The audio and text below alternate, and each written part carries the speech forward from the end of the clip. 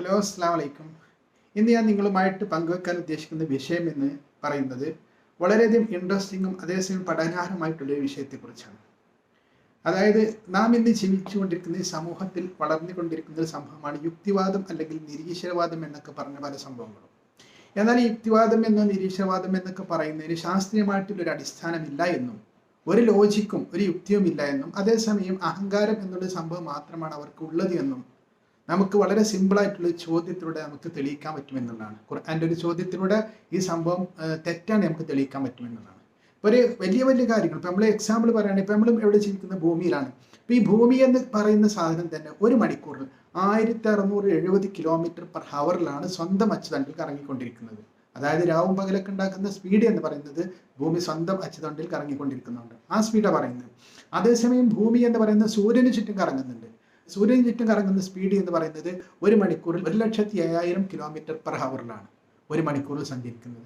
അതേസമയം സൂര്യനും ഭൂമിയും ഒക്കെ ഉൾപ്പെടുന്ന ഈ സോളാർ സിസ്റ്റം എന്ന് പറയുന്ന സംഭവം നമ്മുടെ മിൽക്കി വേ എന്നുള്ള ഗാലക്സിയിലാണ് നമ്മളുള്ളത്. അതിന് ചുറ്റും, അതിൻ്റെ സെൻറ്ററിൽ ഒരു ബ്ലാക്ക് ഹോളിന് ചുറ്റും കറങ്ങിക്കൊണ്ടിരിക്കുന്നുണ്ട്. അതിൻ്റെ സ്പീഡ് എന്ന് പറയുന്നത് 8,00,000 km/h ഒരു മണിക്കൂറിൽ. അതേസമയം മിൽക്കി വേ ഗാലക്സി എന്ന് പറയുന്നത് അവിടെ നിൽക്കില്ല. ഒരു സെക്കൻഡിൽ 600 km/s മിൽക്കി വേ എന്ന് പറയുന്ന നമ്മളെ മിൽക്കി വേ ഗാലക്സി ചലിച്ചുകൊണ്ടിരിക്കുന്നതാണ്. അപ്പോൾ ഈ ഒരു സിസ്റ്റത്തെ കുറിച്ച് മനസ്സിലാക്കി തന്നെ നമുക്ക് മനസ്സിലാവും ഇത് എന്ന് പറയുന്നത് ഒരിക്കലും തന്നെ വെറുതെ ഉണ്ടാവില്ല. കാരണം ഈ സ്പീഡ് കൂടുകയോ കുറഞ്ഞോ കഴിഞ്ഞാൽ ഈ സിസ്റ്റത്തിനൊന്നും ഇവിടെ നിലനിൽപ്പില്ല എന്നുള്ളതാണ്. അപ്പോൾ ഇതിനെക്കുറിച്ചൊക്കെ ചിന്തിച്ചാൽ തന്നെ നമുക്കറിയാം ഇതിൻ്റെ പിന്നിൽ ഒരു സൃഷ്ടാവുണ്ട്, ഒരു ദൈവമുണ്ട്, നമുക്ക് ബോധ്യമാവും. എന്നാൽ ഇങ്ങനെ വലിയ വലിയ സംഭവങ്ങളൊന്നും ഇപ്പം നമുക്ക് പറയണ്ട. വളരെ സിമ്പിളായിട്ടുള്ള ചോദ്യത്തിന് പോലും ഇവരെ കയ്യിൽ ഉത്തരമില്ല എന്നുള്ളതാണ്. അതായത് അവർ പറയുന്നത് തെറ്റാണ്, നമുക്ക് പ്രൂവ് ചെയ്യാൻ പറ്റും എന്നുള്ളതാണ്. അതായത് ഖുർആനിൻ്റെ ചോദ്യത്തിലേക്ക് ഞാൻ വരികയാണ്. ബഅദ അഊദു ബില്ലാഹി മിനശ് ശൈത്വാനിർ റജീം ഖുൽ അറഅയ്തും ഇൻ അസ്ബഹ മാഉകും ഔറ ഫമൻ യഅതീകും ബിമാഇൻ മഈൻ. അതായത് ഖുർആൻ ചോദിക്കുകയാണ്, നിങ്ങൾ കുടിക്കുന്ന വെള്ളത്തെക്കുറിച്ച് നിങ്ങൾ ചിന്തിച്ചിട്ടുണ്ടോ? ആ വെള്ളം വറ്റിക്കഴിഞ്ഞാൽ ഒഴുകുന്ന വെള്ളവുമായിട്ട് നിങ്ങൾക്ക് ആരാണ് തരുന്നത്? അപ്പോൾ ഖുർആൻ്റെ ചോദ്യം വളരെ സിമ്പിളാണെന്ന് നമുക്ക് തോന്നിപ്പോവും. പക്ഷേ യഥാർത്ഥത്തിൽ ഖുർആൻ്റെ ചോദ്യം വളരെയധികം ലോജിക്കായിട്ടുള്ള ചോദ്യമാണ്. അതായത് ഖുർആൻ ചോദിക്കണം, നിങ്ങൾ കുടിക്കുന്ന വെള്ളത്തെക്കുറിച്ച് ചിന്തിച്ചിട്ടുണ്ടോ? അതൊരു യുക്തിവാദിയോട് ചോദിച്ചാൽ എന്താ പറയുക, ചിന്തിച്ചിട്ടുണ്ട്. വെള്ളം എന്ന് പറയുന്നത് എന്താണ്? വെള്ളം എന്ന് പറയുന്നത് H2O, 2 ഹൈഡ്രജനും ഒരു ഓക്സിജനും കൂടി ചേർന്ന സാധനം. ഓക്കെ, അങ്ങനെയാണെങ്കിൽ ചോദ്യം ചോദിക്കട്ടെ, ഹൈഡ്രജൻ എന്ന് പറയുന്നത് എന്താണ്? ഹൈഡ്രജൻ എന്ന് പറയുന്നത് കത്തുന്നൊരു സാധനമാണ്. ഹൈഡ്രജൻ എന്ന് പറയുന്നത് ഭീകരമായിട്ട് കത്തുന്ന ഒരു സാധനമാണ്. ഓക്സിജൻ എന്ന് പറയുന്നതോ നമുക്കറിയപ്പോൾ നമ്മൾ ഓക്സിജൻ എന്ന് പറയുന്നത് കത്താൻ സഹായിക്കുന്നൊരു വാതകമാണ്. അതായത് ഓക്സിജൻ ഇവിടെ ഭൂമിയിലുള്ളത് കൊണ്ടാണ് നമുക്ക് വിളക്കോ അല്ലെങ്കിൽ മെഴുകുതിരിയോ പെട്രോളോ ഡീസലോ അതൊക്കെ കത്തിച്ച് നമുക്ക് എനർജി ഉണ്ടാക്കാൻ പറ്റുന്നത്. ഓക്സിജൻ ഇല്ലെങ്കിൽ ഇതൊന്നും ചെയ്യാൻ പറ്റില്ല. അപ്പോൾ ഹൈഡ്രജൻ എന്ന് പറയുന്ന കത്തുന്ന ഒരു സാധനവും ഓക്സിജൻ എന്ന് പറയുന്ന കത്താൻ സഹായിക്കുന്ന വാതകവും ആണ് സാധനം കൂടി ചേർന്നാണ് വെള്ളം എന്ന് പറയുന്നത്. എന്നാൽ ഇത് രണ്ടും മിക്സ് ആക്കിക്കൊണ്ട് നമുക്ക് വെള്ളം ഉണ്ടാക്കാൻ പറ്റും. 1 കിലോ ഹൈഡ്രജൻ തന്നു, 1 കിലോ ഓക്സിജൻ തന്നു. ഈ ഹൈഡ്രജനും ഓക്സിജനും കൂട്ടിച്ചേർത്ത് വെള്ളം ഉണ്ടാക്കാൻ പറ്റും നമുക്ക്? ഒരിക്കലും തന്നെ വെള്ളം ഉണ്ടാവില്ല. അവിടെ എന്താ ഉണ്ടാകുന്നത്? അത് കൂടുതൽ കത്തുകയാണ് ചെയ്യുക. ഒരു എക്സോതെർമിക് റിയാക്ഷൻ എന്ന് പറഞ്ഞിട്ട് കൂടുതൽ ഭീകരമായിട്ട് കത്തുകയാണ് ചെയ്യുക. അപ്പോൾ നിങ്ങൾ പറയുന്നത് എന്താണ്? ഈ സാധനക്ക് വെറുതെ ഉണ്ടായി എന്നാണ് പറയുന്നത്. വേണ്ട, വെറുതെ ഉണ്ടാകണ്ട. ഹൈഡ്രജൻ നമുക്ക് തരാം. ഒരിക്കലും ഹൈഡ്രജനെ ഓക്സിജൻ നമുക്ക് ഉണ്ടാക്കാൻ പറ്റില്ല. ഇനി ശാസ്ത്രമൊക്കെ അങ്ങനെ ഉണ്ടാക്കിയെന്ന് വിചാരിക്കുക, അതൊരിക്കലും സാധ്യമല്ല. ഇനി സാധ്യമായാൽ തന്നെ ഉണ്ടാക്കിയ ഇവിടെയുള്ള ഹൈഡ്രജനും ഓക്സിജനും മിക്സ് ചെയ്തുകൊണ്ട് എനിക്ക് വെള്ളം ഉണ്ടാക്കാൻ പറ്റുമോ? ഖുർആനിൻ്റെ ചോദ്യം അതാണ്. പക്ഷെ നമുക്ക് ഒരിക്കലും തന്നെ വെള്ളം ഉണ്ടാക്കാൻ പറ്റില്ല. അതായത് ഖുൽ അറഅയ്തും മിൻ അസ്ബഹ മാഉകും ഔറ, നിങ്ങൾ കുടിക്കുന്ന വെള്ളത്തെക്കുറിച്ച് ചിന്തിച്ചിട്ടുണ്ടോ? ഫമൻ യഅതീകും ബിമാഇൻ മഈൻ, അത് വറ്റിപ്പോയാൽ ഒഴുകുന്ന വെള്ളവുമായിട്ട് നിങ്ങൾക്ക് ആര് കൊണ്ടുവന്നു വരും? ഒഴുകുന്ന വെള്ളം എന്ന് പ്രത്യേകം പറയുന്നുണ്ട്. എന്താ കാരണം പല കെമിക്കൽ റിയാക്ഷനും ചെറിയ ചെറിയ രൂപത്തിൽ വെള്ളം ഉണ്ടാകുന്നുണ്ട്. ആ വെള്ളം നമുക്ക് കുടിക്കാനോ കുളിക്കാനോ സസ്യങ്ങൾക്കോ മൃഗങ്ങൾക്കോ ഒന്നും ഉപയോഗിക്കാൻ പറ്റൂല.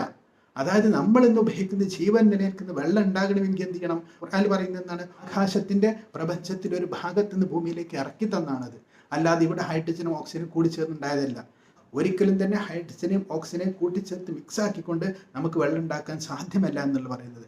അപ്പോൾ ഈ വലിയ വലിയ സംഭവങ്ങളൊക്കെ വെറുതെ ഉണ്ടായതാണെന്ന് പറയുന്ന ആളുകളോട് അല്ലാഹു സുബ്ഹാനഹു വ തആല ചോദിക്കുകയാണ്, വെറുതെ ഉണ്ടായി നിങ്ങൾ പറയുന്നുണ്ടെങ്കിൽ ഹൈഡ്രജൻ ഓക്സിജൻ തരാം അല്ലേ? നിങ്ങൾ കുടിക്കുന്ന വെള്ളത്തെക്കുറിച്ച് ചിന്തിച്ച് നോക്കി. ആ സംഭവം നിങ്ങൾക്ക് തന്നെ നിങ്ങൾക്ക് വെള്ളം ഉണ്ടാക്കാൻ പറ്റുമോ?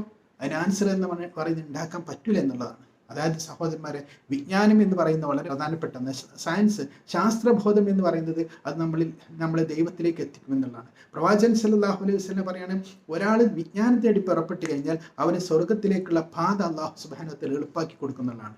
നമ്മളിപ്പോൾ ഖുർആൻ തന്നെ പഠിക്കണമെന്നില്ല, നമ്മുടെ ചുറ്റുപാട് നിരീക്ഷിക്കാം. ശാസ്ത്രം പഠിച്ചു കഴിഞ്ഞാൽ അതിനെക്കുറിച്ച് ചിന്തിച്ചാൽ നമുക്ക് മനസ്സിലാവും. അതുകൊണ്ട് ഇന്നത്തെ കാലത്ത് യുക്തിവാദം നിരീശ്വരവാദം കൂടി വരുന്നുണ്ടെങ്കിൽ അതിൻ്റെ അടിസ്ഥാനം എന്ന് പറയുന്നത് വിവരമില്ലായ്മയും വിജ്ഞാനത്തിൻ്റെ അഭാവം പിന്നെ അഹങ്കാരം എന്ന് കൂടി ചെന്ന സംഭവങ്ങൾ കൊണ്ടാണ്. കാരണം പല സയൻറ്റിസ്റ്റുകളും നമുക്ക് ചിലപ്പം യുക്തിവാദി നിരീശ്വരവാദികളെ കണ്ടെത്താൻ പറ്റും. അതിൻ്റെ അടിസ്ഥാനം എന്ന് പറയുന്നതാണ് ചിലപ്പോൾ അവർക്ക് വിവരം ഉണ്ടായിരിക്കാം. അപ്പോൾ നമ്മൾ ചെയ്യേണ്ടത് നമ്മളെ വിശ്വാസം എന്ന് പറയുന്നത് ദൈവവിശ്വാസം വേണമെങ്കിൽ എന്ത് ചെയ്യണം, നമ്മൾ വിജ്ഞാനം ഉറപ്പിക്കണം എന്നുള്ള, പ്രത്യേകിച്ച് ഈ കാലഘട്ടത്തിൽ എന്നുള്ളത്. ഇപ്പോൾ ഖുർആനിലെ തന്നെ കുറേ ശാസ്ത്രീയമായിട്ടുള്ള കാര്യങ്ങൾ പറയുന്നുണ്ട്. ഇപ്പോൾ എന്താണ് കോസ്മോളജി, പ്രപഞ്ചത്തിൻ്റെ ഉത്ഭവം, പ്രപഞ്ചത്തിൻ്റെ വികാസം, പ്രപഞ്ചത്തിൻ്റെ അവസാനം, ബ്ലാക്ക് ഹോള്, വേം ഹോള്, ടൈം, ബ്ലാക്ക് ഹോൾ വേം ഹോളിലെ ടൈം, അതുപോലെ തന്നെ ഗ്രാവിറ്റി, റിലേറ്റിവിറ്റി തിയറിനെ കുറിച്ച്. അപ്പോൾ ഈ സംഭവങ്ങളൊക്കെ പറയുന്നുണ്ട് എന്ന് പറയുമ്പോൾ പല ആളുകളും പറയാറുണ്ട് എന്തൊരു ചോദ്യമുണ്ട്, ഇതൊക്കെ ആദ്യം പറയുന്നുണ്ടെങ്കിൽ പുസ്തകത്തിൽ പറയുന്നുണ്ടെങ്കിൽ നിങ്ങൾക്ക് പിന്നെ ആദ്യം കണ്ടുപിടിച്ചൂല എന്നുള്ളത്. ഇത് കണ്ടുപിടിക്കാനല്ല സഹോദരന്മാരെ, നമുക്ക് വേണമെങ്കിൽ കണ്ടുപിടിക്കുക. കാരണം മനുഷ്യനെ സൃഷ്ടിച്ചത് തന്നെ ഇതുപോലുള്ള ഫ്രീ വില്ലും ഇൻ്റലിജൻറ്റും ഒക്കെ കൊടുത്തിട്ട് ഇങ്ങോട്ട് പറഞ്ഞിട്ടുള്ളത്, അവർ കണ്ടുപിടിക്കാൻ പറ്റുന്നത്. പക്ഷേ ഇനി ഖുർആൻ്റെ അത് പറയുന്നത് എന്തിനാണ് ഖുർആൻ പറയുന്നത്? ശാസ്ത്രം പഠിപ്പിക്കാനല്ല. ഖുർആൻ തന്നെ പറയുന്നത് യുഫസ്സിലുൽ ആയാത്തി ലഅല്ലക്കും ബിലിഖാഇ റബ്ബിക്കും തൂഖിനുന്ന. ഈ ആയത്തുകൾ ദൃഷ്ടാന്തങ്ങൾക്ക് വിശദീകരിച്ച് തരുന്നത് എന്തിനു വേണ്ടിയിട്ടാണ്? ലഅല്ലക്കും, നിങ്ങൾ ആയിത്തീരാൻ വേണ്ടിയിട്ട്, ബിലിഖാഇ റബ്ബിക്കും തൂഖിനൂൻ, നിങ്ങൾ നിങ്ങളുടെ രക്ഷിതാവുമായി കണ്ടുമുട്ടുമെന്നുള്ള ദൃഢബോധ്യം വരണം. ബോധ്യം പോരാ, അതായത് ബോധ്യം നമുക്ക് പല ആളുകൾക്കുണ്ട്. പക്ഷെ എന്നാലും ഇങ്ങനെയുള്ള പല ആളുകളും യുക്തിവാദി നിരീശ്വരവാദികളൊക്കെ ഇങ്ങനെ പറയുമ്പോൾ ഒരു ചെറിയ സംശയം ഉണ്ടാവും. അള്ളാഹ് പറയുകയാണ് ആ സംശയം വേണ്ട, അത് നിങ്ങൾക്ക് ദൃഢബോധ്യം വരാൻ വേണ്ടിയിട്ടാണ്. ആ ബോധ്യത്തെ ദൃഢബോധ്യമാക്കി മാറ്റാനും അതേസമയം ബോധ്യമൊന്നും ഇല്ലാതെ നടക്കുന്ന ആളുണ്ടാവും, ഓരോന്ന് ചിന്തിക്കാനും വേണ്ടിയിട്ടാണ് ഇങ്ങനെയുള്ള ഖുർആനിൽ ശാസ്ത്രീയമായിട്ടുള്ള കാര്യങ്ങൾ പറയുന്നത്. അതുകൊണ്ട് സഹോദരന്മാരെ, ഈ യുക്തിവാദ നിരീശ്വരവാദത്തിൻ്റെ അടിസ്ഥാനം എന്ന് പറയുന്നത് എന്താണ്? ശാസ്ത്രീയത എല്ലാം നമ്മൾ മനസ്സിലാക്കാം. അത് നമുക്ക് പ്രൂവ് ചെയ്യാൻ പറ്റുമെന്നുള്ളതാണ്. അതുകൊണ്ട് ഈ ഒരു സിമ്പിൾ ചോദ്യത്തിന് പോലും അവരുടെ കയ്യിൽ ഉത്തരം ഉണ്ടാവില്ല. അപ്പോൾ ഞാൻ പറയുന്നത് എന്താണ്, ഇതുപോലുള്ള കാര്യങ്ങൾ മനസ്സിലാക്കിയാൽ മാത്രമാണ് നമ്മുടെ വിശ്വാസം പ്രിസർവ് ചെയ്യാൻ പറ്റുള്ളൂ. നമ്മുടെ വിശ്വാസം അത് ഉറപ്പാണ് തെളിയിക്കാൻ പറ്റുള്ളൂ. ഇതുപോലുള്ള വിഷയങ്ങളുമായിട്ട് ഇൻഷാ അല്ലാഹ് അടുത്ത വീഡിയോയിൽ കാണാം. അതുവരെ അസ്സലാമു അലൈക്കും വറഹ്മത്തുള്ളാഹി വബറകാതുഹു.